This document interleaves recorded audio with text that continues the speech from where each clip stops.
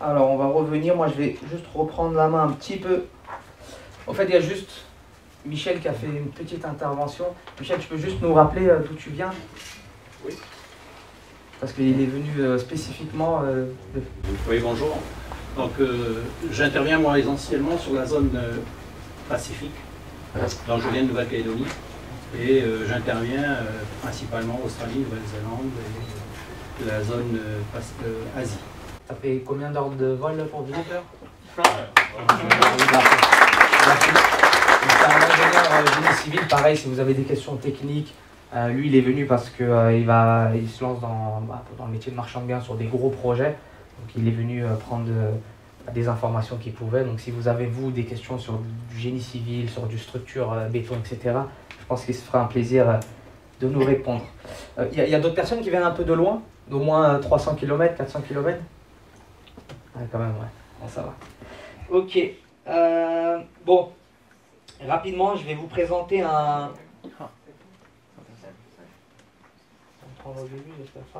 Bon. Je vais vous parler d'un petit système d'achat. Bon, petit, globalement, en général, c'est des gros biens. Mais qui connaît les ventes étatiques? Personne. Personne n'a entendu parler de l'État qui vend ses biens?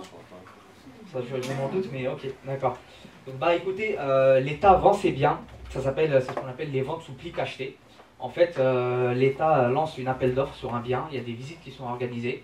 Vous postulez à ça, vous montez un dossier de réponse, vous faites une offre sous pli cacheté avec un chèque de banque de 10% à l'intérieur, vous remettez. Il y a une date butoir, l'État déplie toutes les enveloppes et prend la meilleure offre selon les critères donnés dans le cahier des charges. Les critères, ce n'est pas seulement des critères de prix. L'État, alors quand c'est des biens stratégiques, il regarde l'origine de la personne. Donc ils n'aiment plus trop les Qataris, etc. Donc eux, ils sont blacklistés.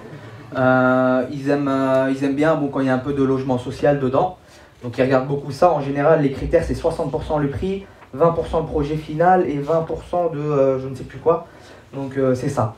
Et depuis l'arrivée de Macron, c'est vrai que ça s'est accéléré. Il y a beaucoup de biens de l'État qui sont en vente. Il y a beaucoup d'avantages, il y a aussi des inconvénients, donc on va voir. C'est ce que je vais vous présenter. C'est aussi, il y a des opportunités là-dedans. N'hésitez pas à jeter un coup d'œil et vous intéresser à ce business parce qu'il y a quelque chose. Donc déjà, pourquoi l'État revend ses biens? C'est qu'il y a eu beaucoup de gros projets qui ont été lancés sous l'ère Sarkozy, donc notamment le TGI de Paris, Porte de Clichy. Il y a eu Ballard, le Pentagone à la française, juste à côté, là, dans le 15e. Donc ces bâtiments-là, juste ces deux bâtiments-là, j'avais lu un chiffre, mais je crois qu'ils avaient réuni plus d'une centaine de bâtiments. L'État a énormément d'immeubles, d'hôtels particuliers, etc. Et rien que ces deux projets, ils ont libéré 100 immeubles. Donc ces 100 immeubles-là, quand c'est des immeubles parfois classés, parfois inscrits au patrimoine français, ça coûte de l'argent à entretenir.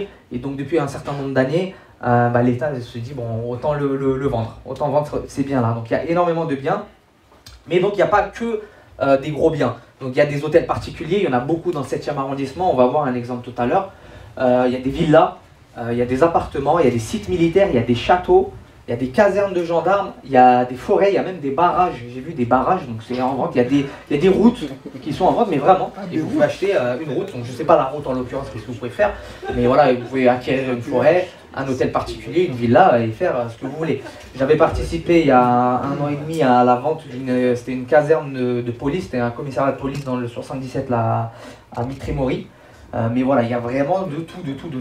Même des églises. Hein. Après, des églises, ouais.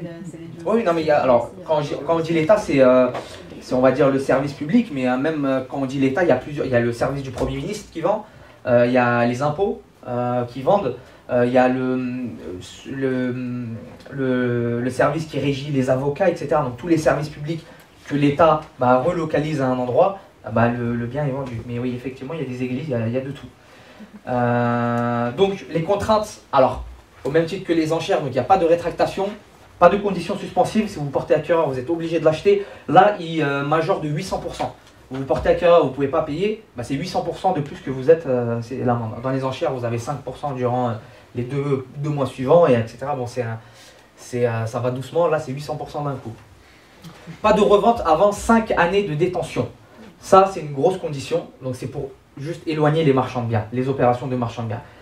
Il y a des coups en fait dans les années 70, 80 où même Bernard Tapie, etc. a fait où ils ont acheté 10, ils ont revendu 55 l'année suivante. Donc l'État, bon, ça avait fait polémique, etc. Maintenant pour ça, ils interdisent la revente avant les 5 années de détention, sinon c'est 50%. Alors là j'ai mis plus-value, mais c'est même pas plus-value, c'est la différence entre le prix d'achat et le prix de revente. Ils s'en foutent des frais que vous avez, donc quasiment vous donnez tout à l'État. Donc c'est pas fait pour les marchands de biens, même si on peut le prendre pour d'autres choses, pour un investissement locatif ou le revendre après 5 ans, même si bon, là ce ne sera pas sur le statut de marchand de biens, mais il y a de très bonnes affaires à faire. Alors, donc il y a une appréciation du projet final qui est faite par le jury pour attribuer le bien à une personne ou à un autre. Donc ça ne veut pas forcément dire que c'est celui qui fait la plus grosse offre qui va obtenir le bien. Alors, donc les offres du moment, je crois que je voulais juste vous montrer. Voilà, donc ça se passe sur ce site. Et donc vous avez des cessions de l'État, des cessions en cours, des cessions à venir, etc. Donc là on va aller par exemple juste les cessions en cours, les ventes qui sont en cours.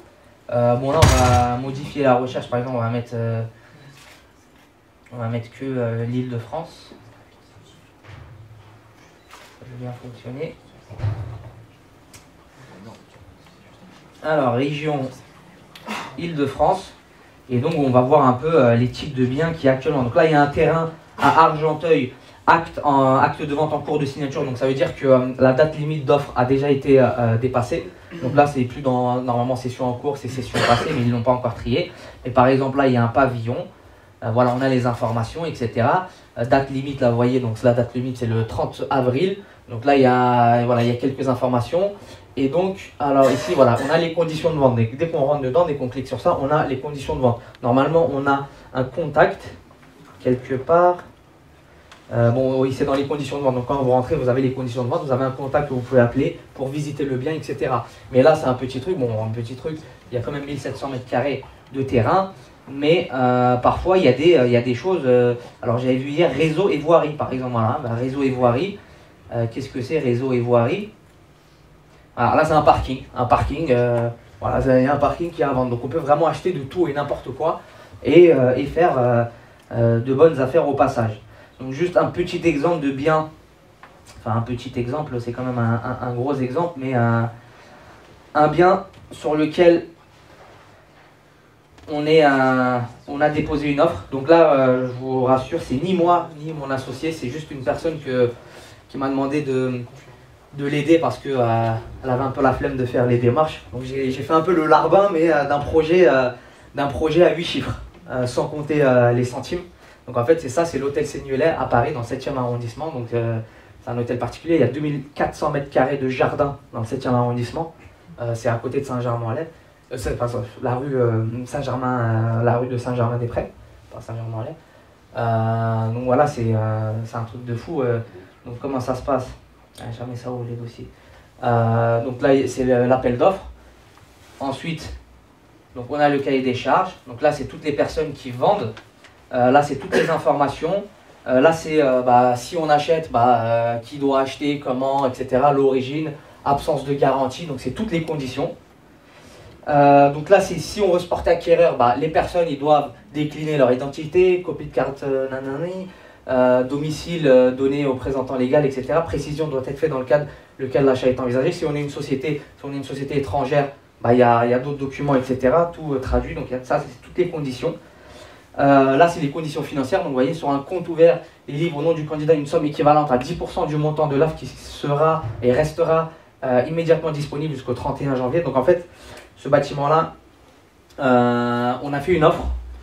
Et là on est en finale. Donc ils ont sélectionné un certain nombre de personnes qui ont dit que eux ils sont en finale, ils sont sérieux, mais il y a certains prix qui sont similaires, donc ils ont refait une deuxième manche. Et là on est dans la deuxième manche et j'ai la réponse le 12 mars. Donc on est le 9, dans 3 jours, on a la réponse. Donc là je ne gagne pas de pourcentage, on va dire rendu service, mais c'est un montant faramineux quoi. Et donc voilà, ça c'était toutes les conditions, et ensuite on fait une offre, on a fait une expertise. Là, je vais vous montrer, mais une expertise, vous voyez, c'est oui bon Là, c'est moi qui vous le fais, mais c'est un truc de fou et on peut vraiment faire de très bonnes affaires. Donc voilà, c'était tout. C'était juste brièvement vous montrer ce type de projet. Donc il y a des appartements, il y a de tout. On peut vraiment on peut faire de bonnes affaires. C'est une autre stratégie qu'il faut développer, que vous pouvez aller jeter un coup d'œil. Et voilà, donc si vous avez des questions, j'ai peut-être passé quelques... C'est quoi le principe? Est-ce qu'il y a des mises de départ? Il y a Quel est le délai? Le propriétaire, au bout de combien de temps? La procédure? Alors, donc tout est indiqué dans le cahier des charges, celui que je vous ai montré tout à l'heure. Bon, je suis passé un peu trop vite, mais il y avait le délai. Il y a la période de visite, qui est en général un mois et demi. Ensuite, il y a la période pour donner les enveloppes. En général, c'est 15 jours. Donc pendant 15 jours, ils récoltent les enveloppes. Ensuite, ils ont un délibéré de 45 jours. Et au bout de 45 jours, il y a la réponse qui est donnée. Et juste après, vous signez l'accord, le compromis chez le notaire qu'ils ont choisi eux. Donc en général, c'est une procédure qui dure 3 à 4 mois. Mais voilà, globalement c'est ça. Mais on fait, ça se vend vraiment en dessous du prix du marché. Parce qu'il y a des conditions. Ouais. Est-ce que c'est dématérialisé ou pas? Oui, c'est dématérialisé. Tout est sur Internet. Et là, ils ont une data room où ils mettent toutes les pièces. Donc pour répondre, c'est aussi sur le... Non, pour répondre, il faut déposer l'enveloppe en physique sur place. Ça se passe, je ne sais plus quel arrondissement, là. Ouais, il y avait l'adresse. Est-ce que ce sont des visites de 3 minutes ou Non, alors non, là c'est des visites. Ça c'est des visites d'1 heure et on a 1 heure pleinement. Ah oui, tu ramènes qui tu veux. Nous on a fait appel à 2 experts pour ce bien-là et des sociétés de travaux, etc. Et tu peux faire des visites plusieurs fois. Pour te dire, on a fait 7 visites sur ce bien. Je vais juste regarder si j'ai des photos, mais... Là, ils veulent faire quoi? Ils veulent découper en appartements? Non, pas du tout. Là, c'est en fait là, c'est un bien qui est classé et inscrit au patrimoine français. Parce qu'il y a des moulures en feuilles d'or, il y a des toiles de maître. Attends. Je m'y perds. Tac, photo. Donc là, c'est, pour pas dire, c'est une milliardaire qui veut acheter ça. Mais c'est pour en faire un hôtel privé ou pas? Non, c'est pour sa résidence principale. Ah bon? Non, vraiment. Et juste pour vous dire, il y a 30 millions d'euros de travaux. 30 millions. Parce que ils ont fait, même dans le dossier, en fait, c'était la particularité de ce projet-là, c'est qu'il y a une expertise qui avait été faite avant, qui a été insérée dans le dossier, une expertise annonçant les travaux à faire, et on a l'obligation sous 2 ans d'effectuer les travaux. Et donc ces travaux-là sont évalués à 2 millions d'euros, 30 millions d'euros parce qu'on ne peut rien toucher. On doit tout refaire mais sans rien toucher. Donc c'est un peu compliqué. D'autres questions? Vous pouvez nous partager le montant de l'offre? Je vais attendre 3 jours encore. Mais comme je t'ai dit, c'est un montant à 8 chiffres. Donc tu peux avoir une idée. Est-ce qu'avec les contraintes, du coup, est-ce que l'un dans l'autre, ça reste intéressant? Alors là, il y a des biens intéressants. Par exemple, la caserne de gendarmes, de policiers sur laquelle on avait en chérie, on avait proposé une offre dans 77. On l'a manqué parce qu'on a eu un défaut de temps. En fait, j'en ai eu connaissance que très tard. Donc on a fait une offre qui est très faible. Mais le prix auquel ils l'ont acheté, c'était très intéressant. Souvent, c'est des biens en fait, qui n'ont pas eu de travaux depuis des années. Souvent, les biens de l'État, ils sont très mal entretenus, globalement, hein, si on doit faire une moyenne. Donc, des gens peuvent faire une très bonne affaire au niveau des travaux. Et il y a peu de gens qui sont capables de le faire. Donc, et en plus, c'est un système que peu de gens connaissent. Voilà, c'est un peu comme les enchères, c'est un marché d'initiés. Prends encore une ou deux questions. Dis-moi. Les contraintes citées au début, là, pas de rétractation, par exemple, pas de conditions suspensives, etc. Ouais. C'est des contraintes automatiques pour toutes les ventes du site, ouais. Ou bien c'est des contraintes qui reviennent régulièrement sur les comptes? Automatiques, dans tous les biens vendus par l'État, c'est comme ça. D'accord. Ouais. Oui, pour la caserne de gendarmes par exemple, oui. Si on l'achète, qu'est-ce qu'on fait? Les pompiers, on les chasse ou... Non, mais c'est libre. Non, c'est des biens. C'est des biens libres. Ou alors, c'est pour ça que tout à l'heure, il y avait session en cours, session à venir. Il y a des biens, la session à venir, c'est l'année prochaine, mais ils te préviennent dès maintenant en disant les pompiers vont quitter le bien le 31 juillet 2020 par exemple. Donc tu peux t'y préparer, mais non, après tu fais ce que tu veux. Et il y a des biens, du coup je vous laisse aller regarder, mais il y a des terrains, il y a des trucs avec des projets. Là, à 50 ans en Yvelines, à côté du bureau où tu es venu, de mon bureau, il y a un bâtiment, c'était l'INSEE qui était dedans. L'INSEE a déménagé je ne sais où, tout le bâtiment est à vendre là.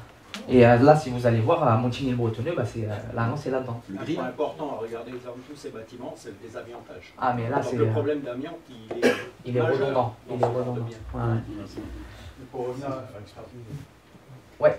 Ouais, quand tu regardes le site, dans les sessions en cours, oui. Il y a pas mal de dossiers avec des dates limites qui sont passées depuis très longtemps. Ouais, c'est 2014, 2015, etc. Est-ce que ça veut dire que la transaction ne s'est pas faite ou c'est juste une erreur de mise à jour Alors, il y a les deux. Parce que moi aussi, ça m'a tapé à l'œil sur un projet qui m'intéressait. En l'occurrence, ils ont dit qu'ils ont annulé la vente pour la remettre ultérieurement. Donc c'est pour ça qu'ils l'ont laissé visuellement disponible. Et il y en a d'autres où la vente ne s'est pas faite du tout, ils ont changé d'avis. Et il y a également des sites qui ne sont pas mis à jour. Mais bon, moi quand j'ai commencé à regarder ça il y a 3-4 ans, c'était encore pire. Là, ils sont plutôt bien, leurs sites. Ils sont plutôt mis à jour régulièrement. Avant, on ne voyait même pas que l'acte était en cours de signature, etc. On voyait vraiment des trucs qui dataient d'il y a 3-4 ans auparavant. À Paris, là, ils ont vendu... C'était l'ancienne caserne des pompiers à Paris, rue Laborde. Il y avait de mémoire 60 ou 70 000 mètres carrés. Ça a été vendu à Cogedim. Et les travaux ont été faits par Eiffage quand j'étais encore là-bas. On avait les travaux. Mais et tout ça, c'était des ventes étatiques. Donc voilà, bon, je vous propose d'aller manger.